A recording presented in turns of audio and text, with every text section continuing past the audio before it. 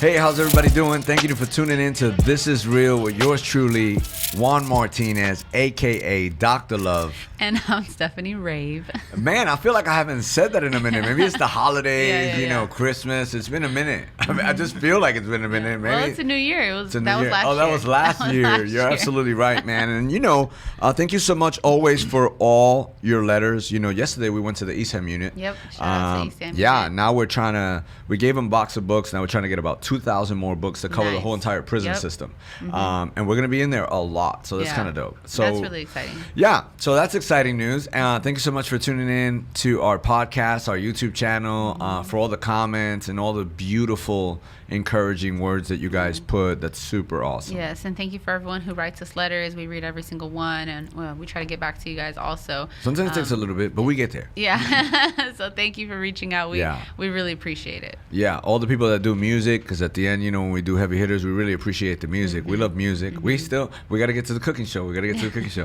And, our guests have just been on a lineup of awesomeness, right? And this year, would this be our first guest of the year? This is our second guest of the year. And they just keep getting better. Yeah. Because, you know what? I love this guy.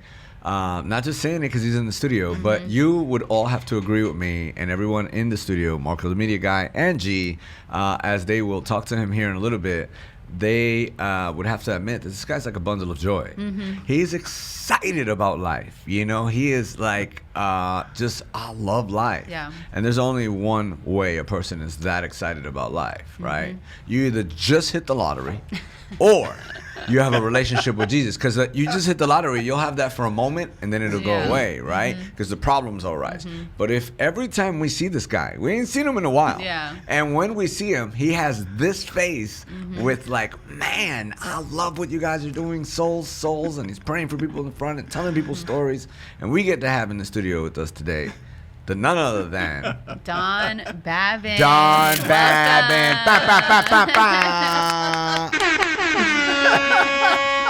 What? Welcome. How are you? Awesome. Doing great, man. Africa. Yes. How long have you been in the States? I think we got back like November. Like November. Okay. Oh, so you got a good little comfort trip of America. Yeah. And you're ready to go back. Yeah. Yeah. He's like, yep, that's enough. I'm out. That's it. Yeah. We've had I enough. gotta go. Yeah. That's awesome. For those who don't know you, would you tell us a little bit about yourself and what you do? Yeah. Well, we've been going to Africa as missionaries, my wife and I, Michelle, Yeah. for 14 years. And Wow. we work with remote tribes, very remote. Yeah. I mean, no roads. Give us an example. Yeah.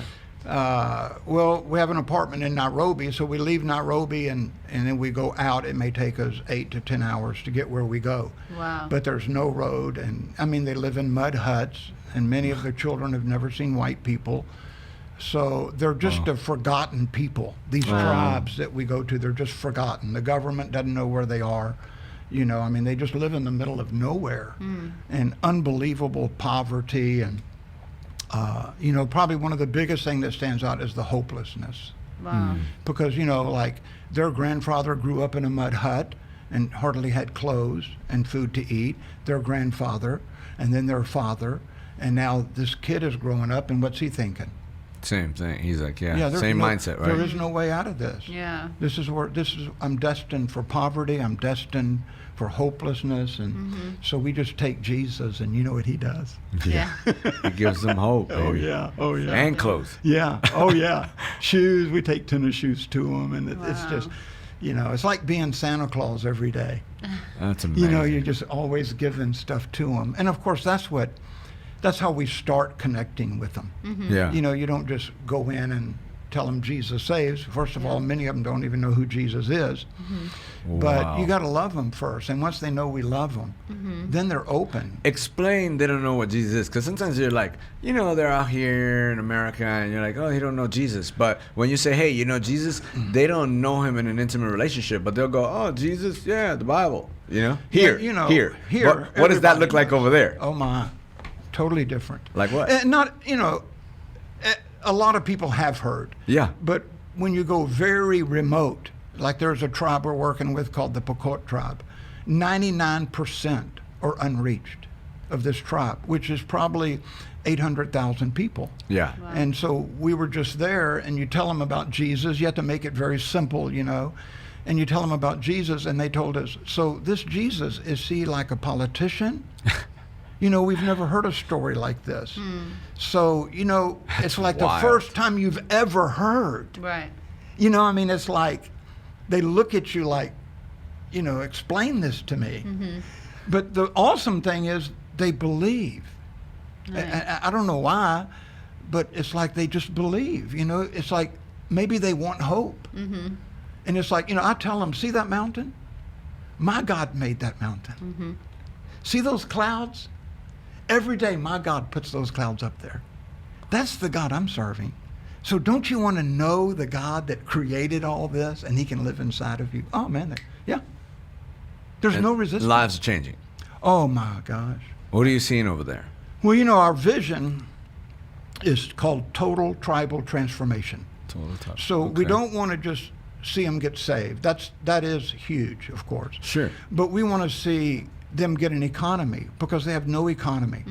They're so poor. Yeah. So we teach them how to do gardens, how to do chickens, how to sell eggs, how to create money. We Nice. educate the little kids, because total tribal transformation is not just spiritual transformation, but transformation financially. Yeah. Transformation in your marriage, transformation in raising kids, transformation in your thinking.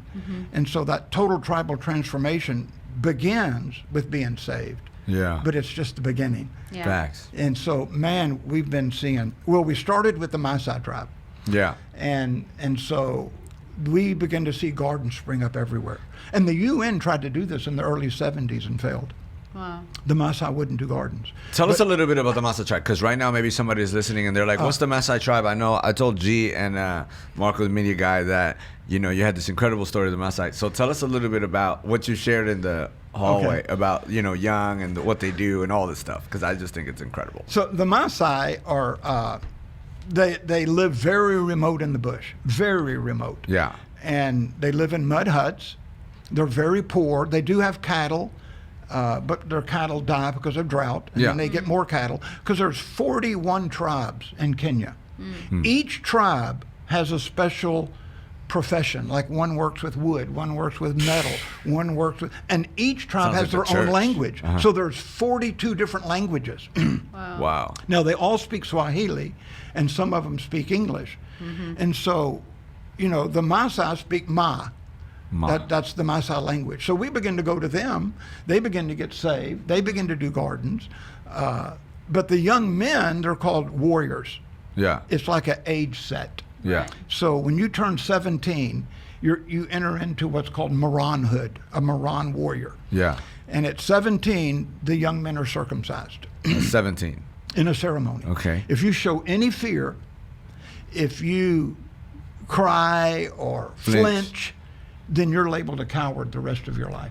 So they prepare for this ceremony by taking hot coals and laying them on their leg and getting used to pain. Yeah. And then after they get through with that ceremony, a couple of weeks later, they have to leave and go kill a lion with a spear to prove their manhood. Because they have to prove, kind of like David, he has to prove to his father, I can protect the cattle.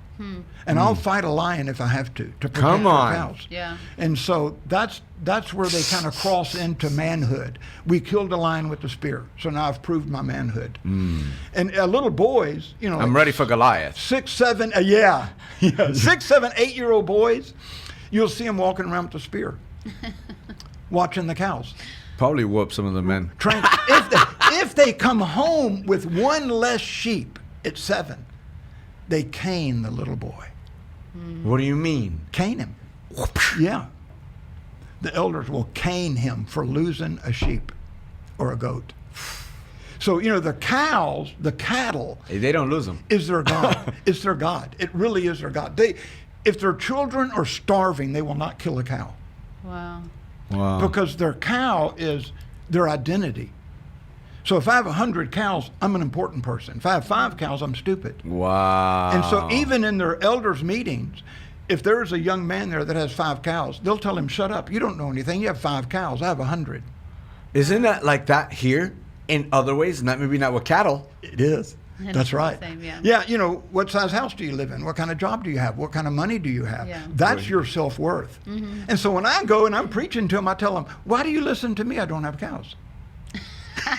It messes them up, man. I mean, it really does. Like, they grab their head, they're like, whoa, you know, and I'll go, and Jesus, this Jesus I'm telling you about, you know, when he walked the earth, he didn't have a cow, and you're listening to him.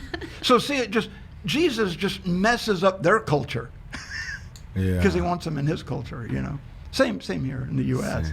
But they're awesome, loving. I mean, we love them. We've been there 14 years, so we've watched their kids grow up. There's a lot of them named Michelle and Right, Don. I was about to say that. They they've have named names, them. right? They've named their children. They're everywhere now. You know, last time I told you there was like maybe a few, but now there's Don Babin and Michelle Babin. Not just Don, not just Babin, the whole name. And so their names are weird, like Old Chokey. But when they'll see their son, they'll say, Don Babin, Michelle Babin, you come.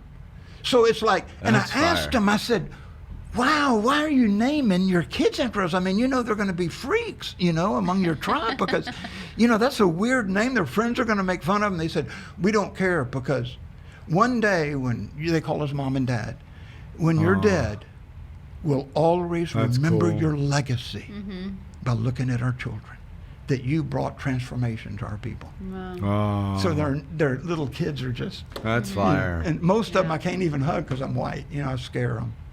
Yeah. You know, they're afraid of white people. You have to give them candy, and they find out that you're not going to eat them or beat them, you know, that you'll hug them. But at first, they're like, you know, there's a lot of Don Babins I've not been able to hold yet.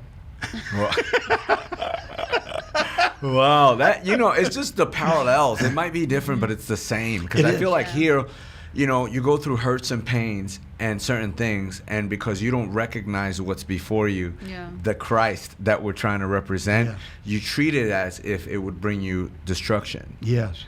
But when you're in destruction, you think that you're free, but you're really in bondage. And what you consider to be free, or not free, is really where freedom is. Yes. When you're in the world. Yes. And see, their bondage is the cow. And their culture is they have a stick about so long with a sharp point, the young men do, and it has a hole all the way through the middle.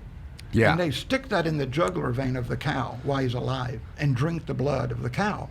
So they've made a blood covenant with the cow, which means why they're not able to kill the cow, why they're not able to eat the cow, because they've made a covenant with the cow. And the cow is their God.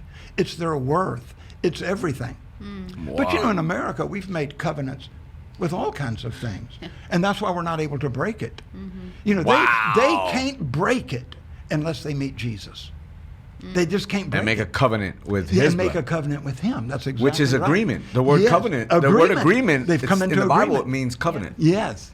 Is that awesome? Yeah. In the world, we call it a contract because it's breakable. Yes, but it's an agreement because it's not breakable. In the covenant, it's not. right. Yes.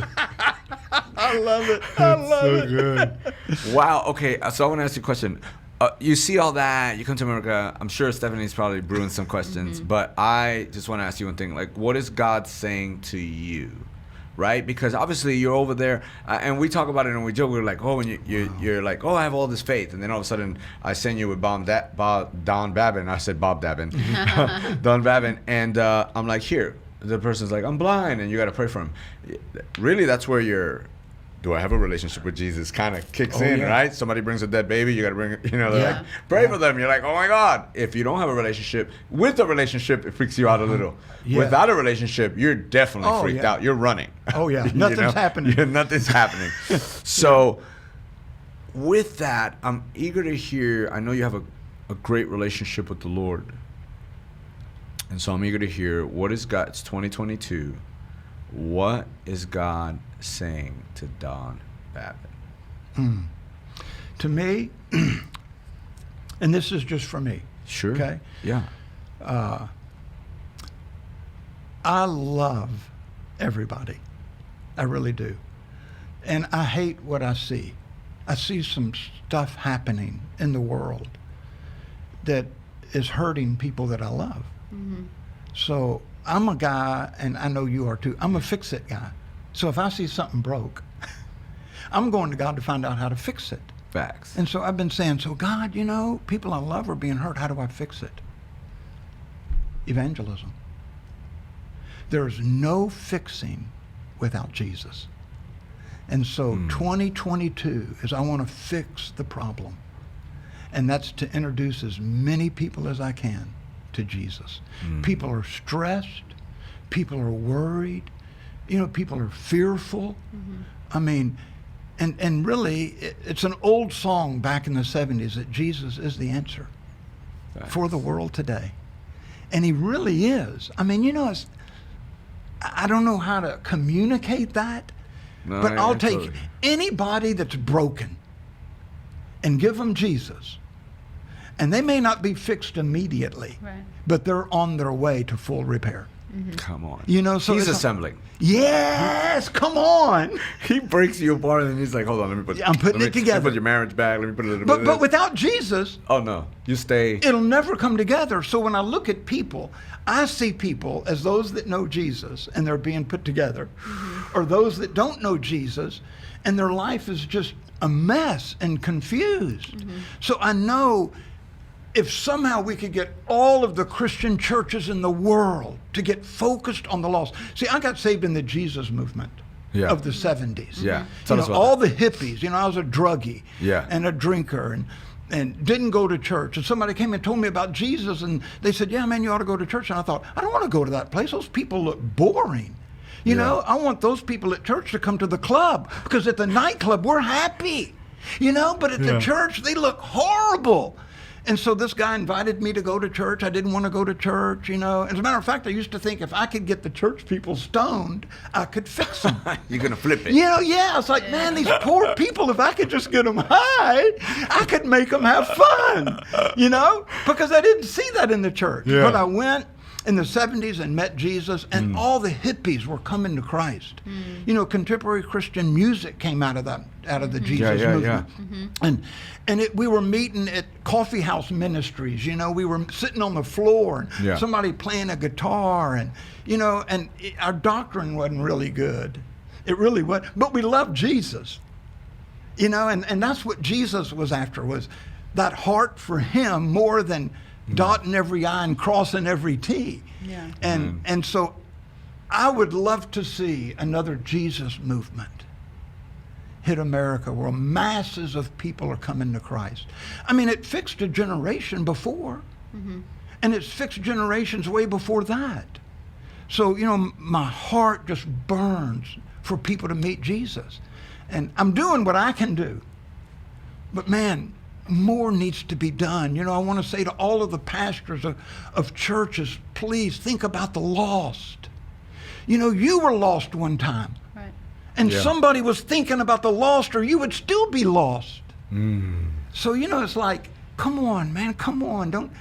And the ones you're talking to right now that have forgotten about the lost are the ones that are also lost, right? Because Yes. there's two types of lost. Yes. We always look at the guys like us in the mud. Yeah. But there's the older brother who was also lost. Yeah, but he thought because he thought he wasn't. He's Yeah, actually that's the it. worst. He's That's- harder to reach. Oh, that's the lost. You're really The lost, lost cause. when you're lost and don't know you're lost. I mean, that's like, woo, Yes. when the light that you have is darkness, how great is your darkness?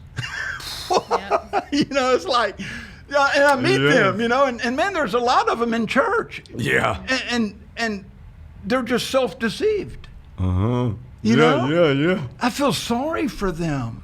And they're just grinding through it, Like, here In we their own go. strength. It's Sunday. And we're going to go and you're going to love it. And I'm thinking, no. I'm just telling Jesus, man. Jesus. That's what demons tremble. Yeah. They don't tremble the name of a church. They don't tremble the name of an individual, but they tremble at the name of Jesus. His name. That's it. And that's what we need to get out there. Yeah. Is Jesus. Just Jesus, That's what my heart burns I love for. it. That's why I'm crazy about you, man, because you're about reaching ever since I've met you. Yes, sir. You're about souls. Man, having rallies in your parking lot. Yeah. Baptizing people. Reaching the communities. Yes, sir. And I'm not, I don't want to be negative, but how much do you see that going on? No, not a lot. You know, we're discipling and rediscipling, and so we've interbred the sheep so much they become mean. Yeah. And to be honest, I don't know. I wholeheartedly feel like I don't really think we're discipling. I don't either. Because I feel like we're teach the word, but we don't create spaces for the application of that word. You know what I mean? I feel like a lot of times, like, you're going to know this, but it's like, yo, let me show you how to do this. Because I'm upset at you right now, but I'm going to be gentle so that you can see gentleness. And then I'm going to call you on your rudeness, and then we're going to walk together.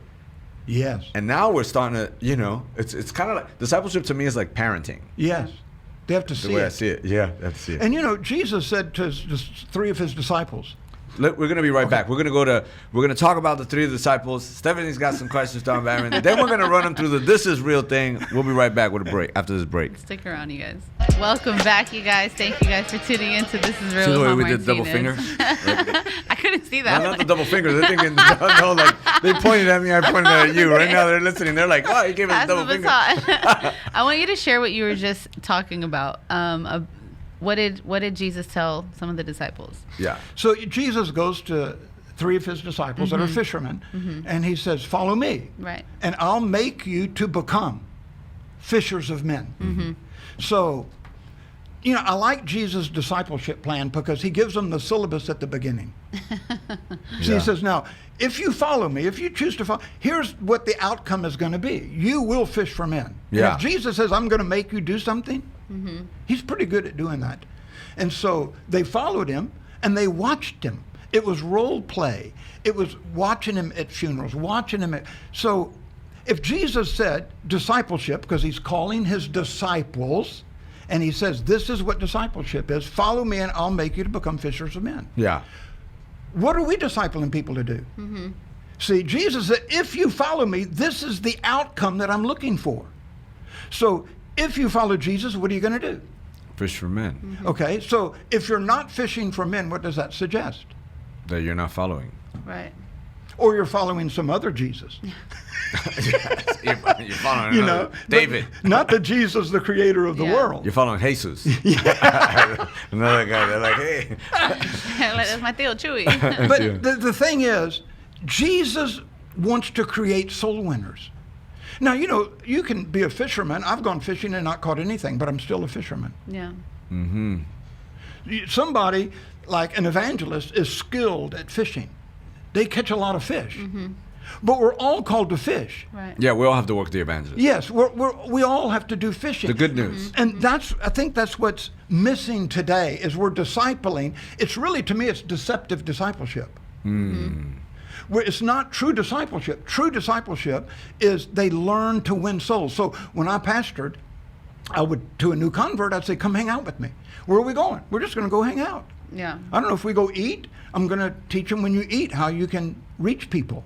You know, if we go on the streets, I would go to nightclubs and bars and take my Bible in with me and take a new one of my disciples with me. And I'd sit my Bible on the table. I promise you, Juan, and I know you've probably done. I lay my Bible, has a big cross on it, and I lay it there. And you know, in the bar, they're looking like, man, that guy's got a Bible. I've seen this many times. That guy's got a Bible. Wow. That's dope. You know what they do? They send a representative over to my table. I've seen it 100 times. So they send him over, and he comes over, and he stands there, and he goes, is that a Bible? And of course, you got to look like you love Jesus. You know, if you're frowning, they're going to offer you a drink, you know. They're like, yo, that's not working. Yeah, try this. So I'm smiling real big, and they go, is that a Bible? I go, yeah, it is. And they go, well, why in the world are you here in a club with the Bible? And I say, well, because I was driving by, and I thought, I bet you I could find some really friendly people in there. And so I stopped in, and here's a friendly person. You've come up to me, and that's why I have this. You know what they do? This is the story, I promise. Many of them say, you know, my mama used to take me to Sunday school. They start crying. You know, I love my mama, and she'd take me to church and stuff like that. And I say, man, sit down. Pray with them. They get saved. You know what they do? They go back to their table. Guess what they're telling that table? About Jesus. So you see, and so I take my disciples with me, and they're going, that's how you do it. You know, you love people, you're friendly, you're not condemning them, you're not putting them down, you're just taking life to them, you know. Yeah. You're not going to try to force somebody to pray the prayer, you're just loving on them. And I'd take people out, and man, we'd give away gospel tracts, you know, and churches would put me down for giving away gospel tracts. You know, they said that was so impersonal. It's an impersonal way to evangelize people, give them a gospel tract. And I'd say, well, what's your method? Yeah. They didn't have one. So I like my method better. I think it's amazing, that story that you're sharing. And whenever you were talking about fishers of men, I feel like, and obviously like from Africa to U.S., you know, there's similarities, you know, and I feel like, I mean, I'm no fisherman. I don't even like doing it. But I've seen it. I've been around it before, you know, and I feel like what you're describing is kind of like, so I know there's like man-made ponds and stuff, right? But in order for the fish to multiply, you have to put more than one in there, right? And you can do like a catch and release. So I feel like what you're describing is as if there's only one fish in a pond. You catch it, you feed it, then you throw it back. And then instead of having more fish in there and multiplying, you grab another fish, but then you put them in a separate pond. So all you're doing is feeding one fish in a separate pond and not putting them together and allowing them to multiply. Because then once you have somebody who comes in and, like you said, you're teaching them to fish, they can't catch anything because there isn't multiplying of fish. You know? And I feel like that's kind of what the church has become a little bit, in a sense, is just a pond with one fish just getting fat and fat and fat, versus a pond with multiple fish and multiplying. And then that's whenever you can go and the fish can go and tell the other fish, hey, this is what's good, this is what I'm eating, this is what's making me have life, instead of just sitting there and not going out and multiplying. You know, and I feel like versus the discipling that, and then if you look at the fisherman, right, if the fisherman just goes and it's just that one fish, fish, you're just fishing for that one might grow, and that might be a great fish. So you may have made a great disciple, but then what the person, what about the rest? You know, it's in East Africa, in the remote places. Most of them are illiterate. So they can't learn by reading, right? So in America, we're all about learning.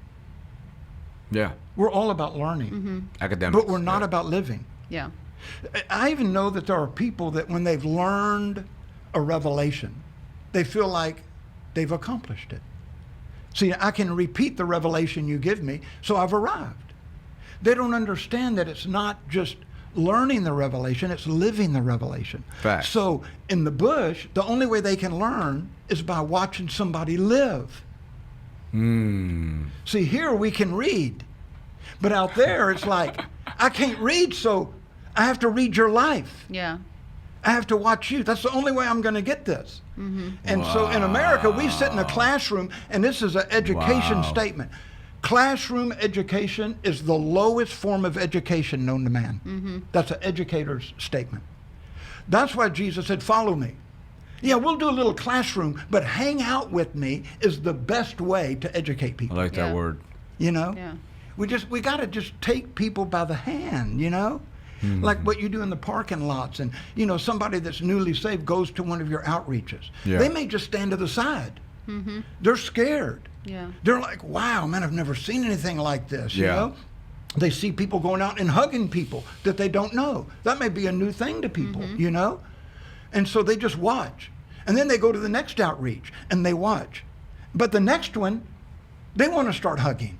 And then the next one, they're giving a testimony. And then the next one, they're up there preaching. But they had to watch it happen first. And that's what we're missing in the States. I'm telling you, we're missing the role play. We're missing that. We put it on a chalkboard. And you know, in football, you can win a lot of ball games on a chalkboard. That's the truth. America should know football, so come on, y'all. Wow. No greater analogy than that. That's really good. Are we going to do some of the things? Go ahead. No. Go ahead. Ask. So, I know the comparison between Africa and the U.S., obviously, based off of what you're sharing. Was there a specific moment in time where, because you said that you were a pastor, right? And then, 14 years probably just came and went without even thinking about it. But was there a moment in time where your over in Africa and you decide, you know what, this is it. Like, this is going to be what we do together for the rest of our lives. And then you guys start with the whole planning and, because I feel like at some point God speaks to us, right? Yes. And so what was that moment like for you guys? Well, I went to Africa, and I love America. And, I couldn't do what I do without churches in the United States. Right. Yeah. But, it's like I was an evangelist. I traveled all over and did crusades and stuff. And I just got tired of reading the Bible, but not being in the Bible. Yeah. I mean, I went through, this is going to blow your mind, I went through about a year of depression. Serious depression, because it was like, God, is this it? I've read the Bible, I see all these miracles and signs and wonders, and I just read about it. And I just got depressed because it was like, God, if this is it, I want to go to heaven. I don't want to hang around if this is it, because I feel cheated. I hear stories of this guy talking about all these miracles, but why not me? And, I'd seen miracles, but nothing like Acts. And somebody told me, I made a statement in a church in Austin that I want to go where hungry people are. There happened to be a man there that was part Maasai. He said, go to East Africa and you'll see what you want. And so we sold everything we had and we went to Africa. Man, we began to see signs and wonders. Like what? Well, the first time we went, there was a 5-year drought. It hadn't rained in 5 years. All their cows were dead. And so we're in this little tiny room, pouring sweat, filthy, dirty.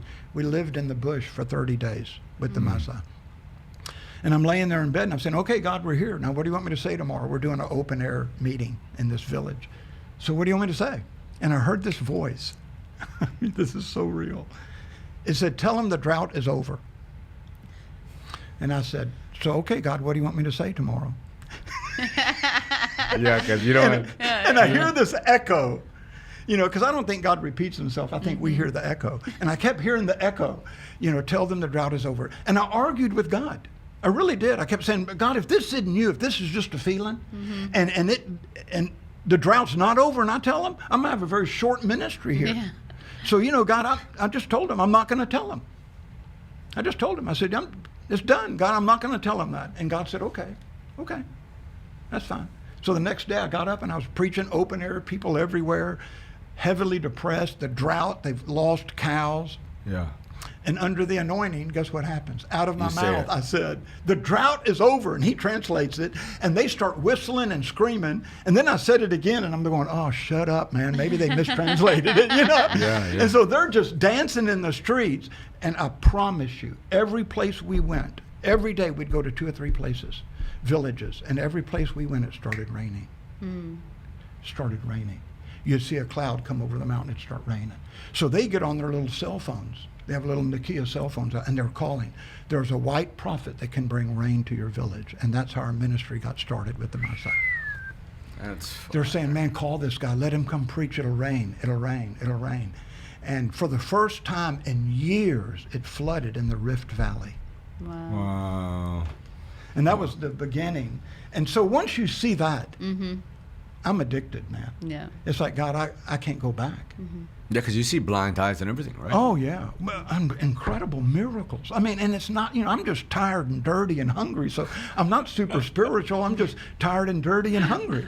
It's God showing up. Yeah. And one of the songs, I have a song that I use in a lot of my videos to make him famous. And that's Pause what right I there. live for. Pause right there. We're going to come right back. We're going to go to This Is Real Things, and we're just let him share a little bit about... Yeah, we're going to do some segments. We're going to take a quick commercial break. We'll be right back with Don Babin. Yeah, we're back. back. I don't know, right?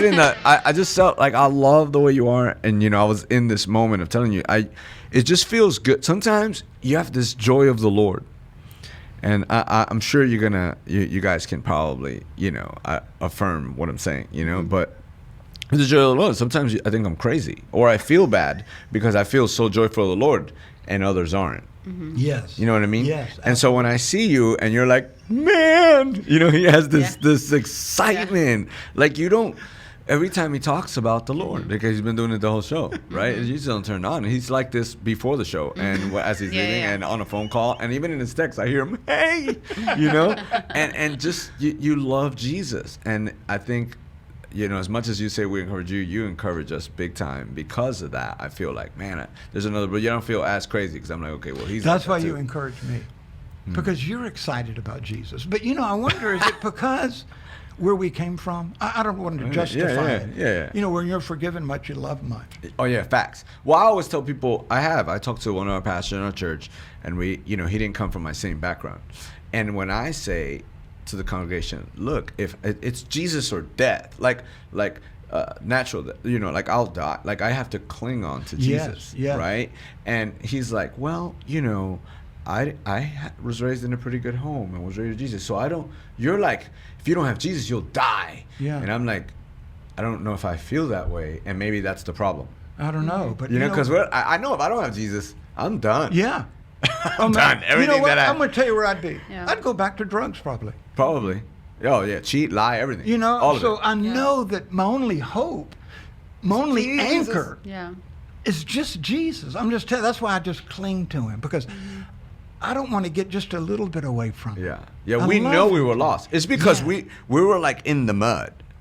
If you don't feel like you're in the mud, like the older brother, right? Yes, I'm not really in the mud. I'm a good person, right? You don't really feel that. But if you're like, and like, I'm in the mud, Man, I'm dirty, I'm dirty, and you get this bath and you finally feel clean, you're like, oh my God. Yeah. So like every time you get a little muddy, you're like, you're like, and we had a radical change. Some people, I guess, they have a change. I guess it's inward. I don't know, because I only know where I came from. I try to be sweet with that too, because But, I was like, boom. It was like totally different like that, and it's like, wow, God is real, man. Look, I was on drugs yesterday and I'm free today. I'm not having withdrawal. And, Oh, man, look, go to the segments because I want to hear what he's got to say. We're going to start with Dear Younger Me, right? So we like Back to the Future. We want to put you in the DeLorean, take us back to a younger version of yourself.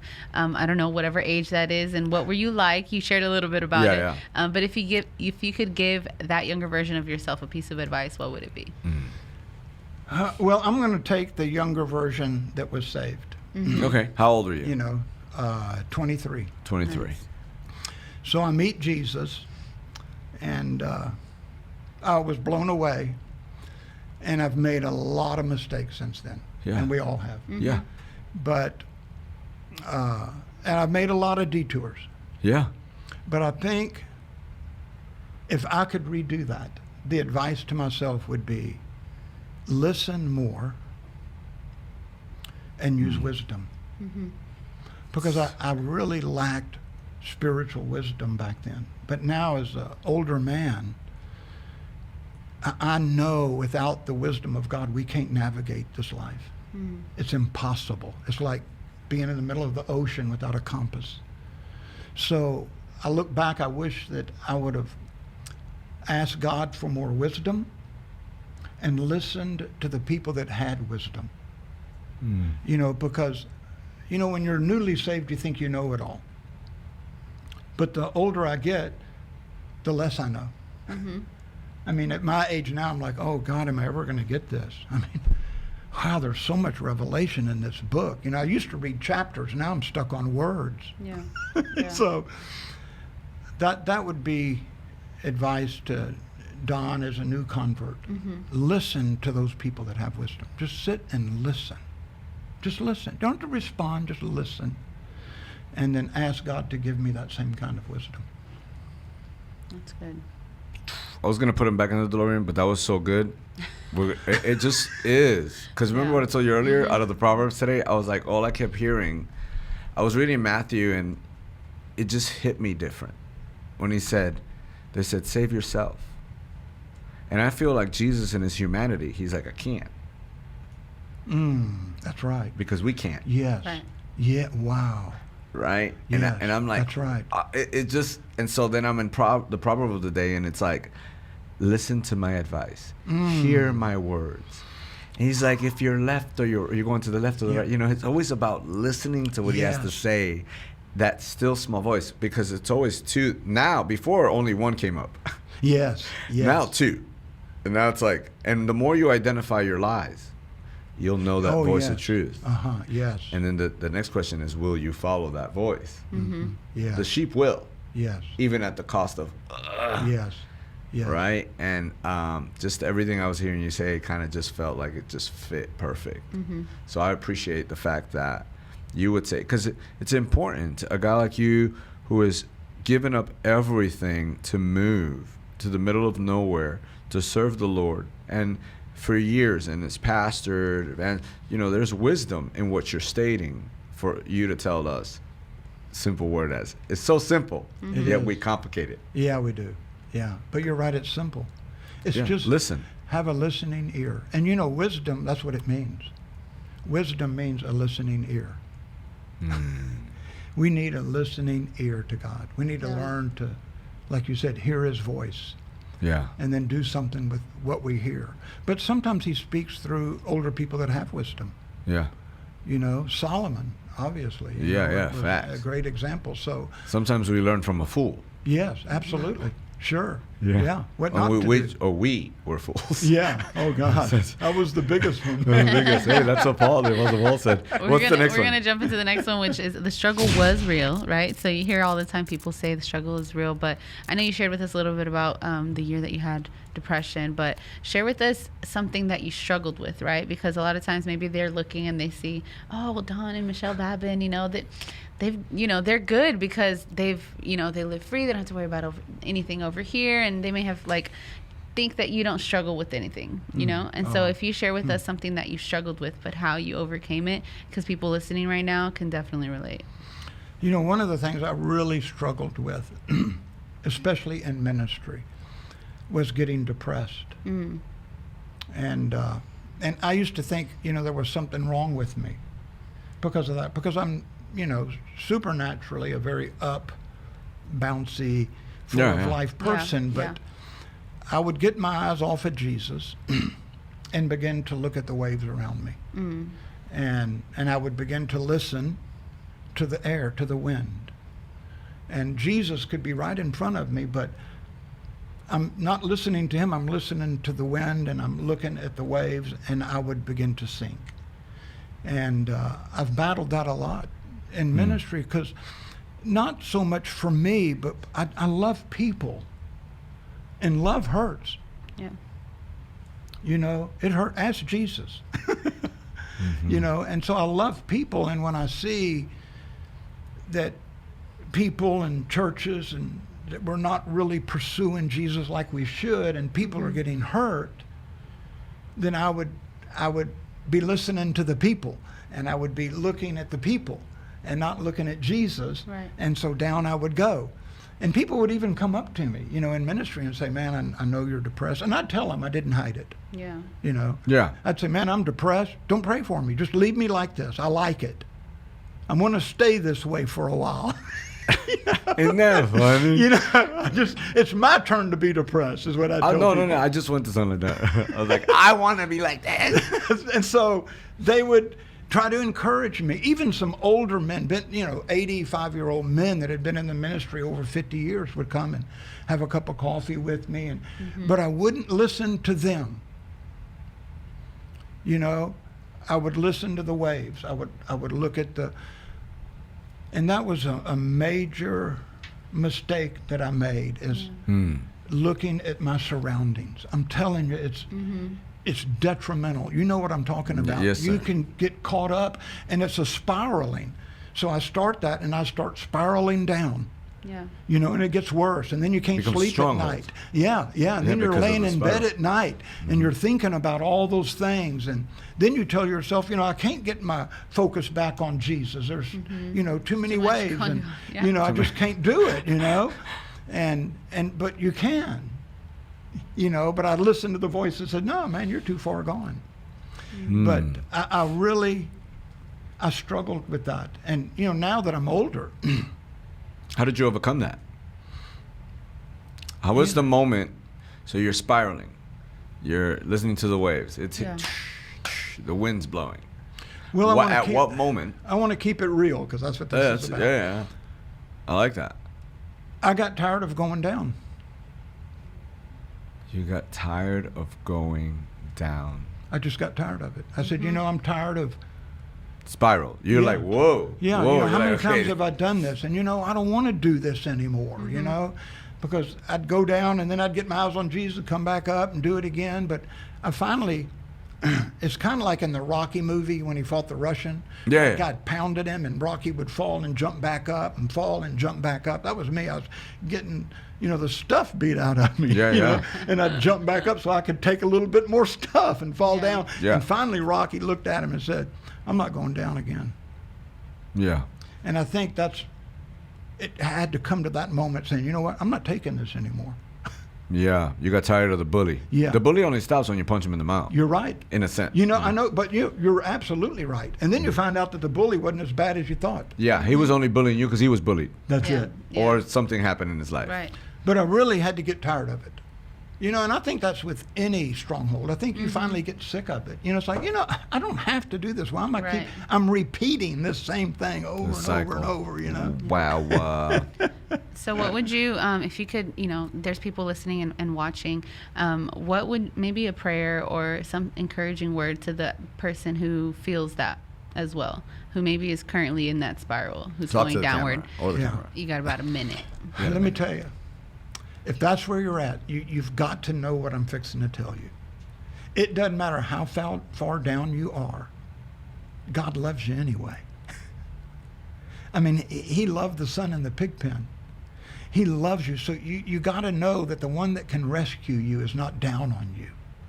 He's still standing there ready for you to say, save me, like Peter did. And then he will immediately, the Bible says, reach out and save you. So if you're at that place, you need to know Jesus is the one that can pull you out of that. But he loves you when you're in it. He hasn't changed his opinion of you. He loves you. He cares about you. He still died for you, still shed his blood for you. Nothing's going to change his mind about you. He just wants to save you. That's all. He just wants to pull you out of that spiral. That's all he's after. He doesn't want any, you don't have anything you can give Jesus, and we don't have anything he wants. He just wants you. The heart. He just wants you. That's it. And so just fall in love with him no matter what mess that you're in. Thank you And so he'll be much. there. Juan Martinez from This Is Real. And I'm Stephanie Rave, and we're so glad you joined us. If you enjoyed the show, be sure to like, share, and subscribe, and turn on your notification bell so you get notified every single time we have a new episode. And don't forget, in Houston, Texas, on 100.7 FM, every single Saturday night, we're on the airwaves from 6:30 to 7:30, man, with real people, real problems, real solutions. The show is rocking. Amen. But not only that, not only is the show rocking, we're also reaching 53 cities, 51 state and county jails and prisons. And what we're doing is we're bringing the word to them. We're bringing them some laughter and some good times and some fire. Amen. And so for that, we need some partners. So if you want to partner with us, please click on the link below. And don't forget to follow us on social media, #ThisIsReal, or on any other platforms, Pastor Juan Martinez. Hey, that's a wrap. Peace.